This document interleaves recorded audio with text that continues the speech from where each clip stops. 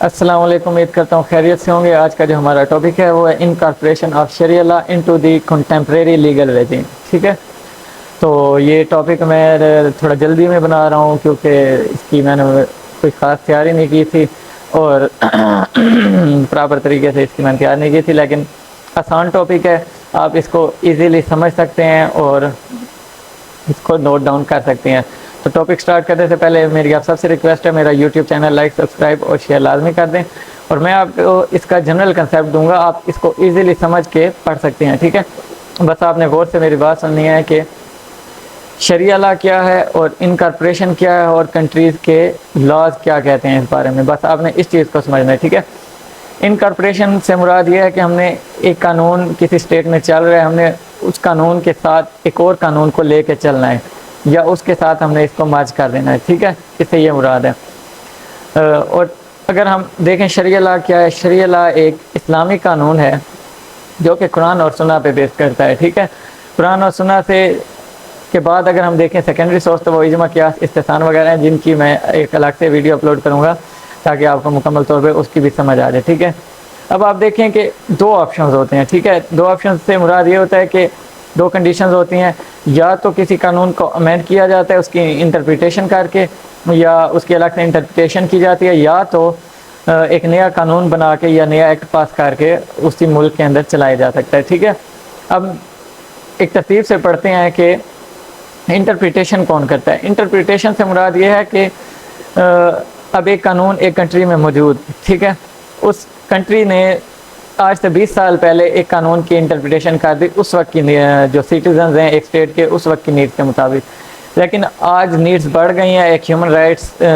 بڑھ گئی ہیں، تو اس کے حوالے سے اگر ہم نے دیکھنا ہے تو ہم اس کی interpretation by higher authorities, by secondary source, اجماع، قیاس، استحسان کے سورس کے مطابق ہم اس کو امینڈ کر سکتے ہیں یا اس کی انٹرپریٹیشن کر سکتے ہیں، ٹھیک ہے۔ یہ ہائر اتھارٹیز وغیرہ اور ریکانسلیشن وغیرہ کا پروسیس ہوتا ہے، یہ تمام انٹرپریٹیشن اس کی آج کی ضرورت کے مطابق کر سکتے ہیں، ٹھیک ہے۔ اور اب دیکھ لیں کہ اب کچھ کنٹریز ہوتی ہیں، ہر کنٹری کا ایک تو اپنا قانون ہوتا ہے، اور کچھ کنٹریز ہوتی ہیں وہ پارشلی یا تو شریعہ ہوتی ہیں یا تو کمپلیٹلی شریعہ ہوتی ہیں، اور یا تو وہ سول لا پہ بیسڈ ہوتی ہیں یا کرمنل لا پہ بیسڈ ہوتی ہیں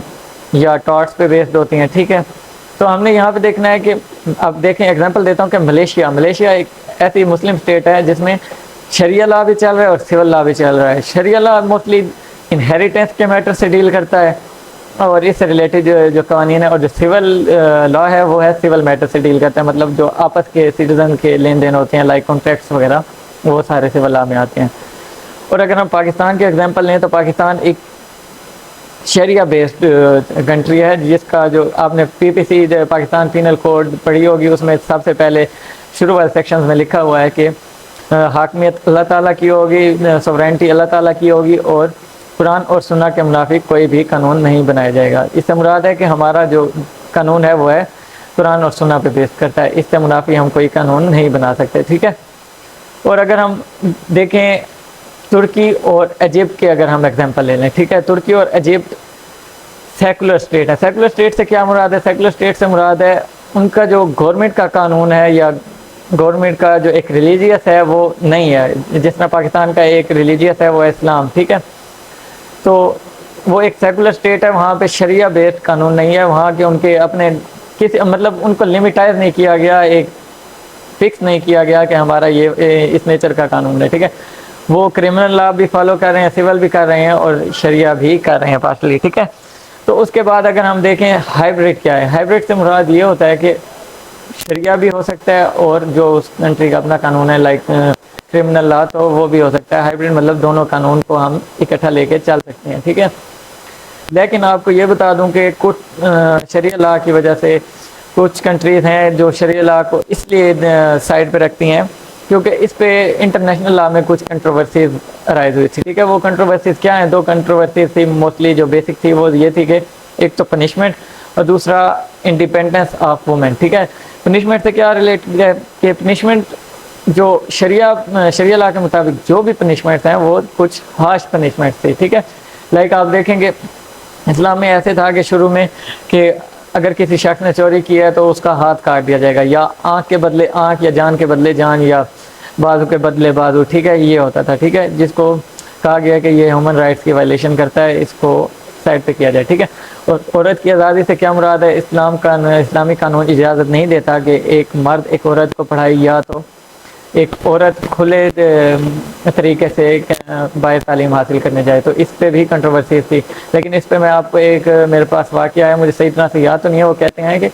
اگر پڑھنے والی عورت رابعہ بصری اور پڑھانے والا شخص اگر بہت ہی نیک انسان ہی کیوں نہ ہو، تو بھی اسلام اس کو الاؤ نہیں کرتا کہ آپ اس کو پڑھائیں، ٹھیک ہے۔ تو یہی آج کا ہمارا ٹاپک تھا، امید ہے آپ کو سمجھ آ گئی ہوگی، میں نے جنرل ویو دیا ہے، اور اس سے ریلیٹڈ کوئی بھی کیوریز ہیں تو آپ مجھ سے واٹس ایپ پہ رابطہ کر سکتے ہیں، واٹس ایپ نمبر میں ڈسکرپشن میں دے دوں گا، آپ مجھ سے ایزیلی رابطہ کر سکتے ہیں، اور اس سے ریلیٹڈ نوٹس بھی آپ کو دے دیے جائیں گے۔ تو دعا میں یاد رکھیے گا، آپ کا شکریہ، اللہ حافظ۔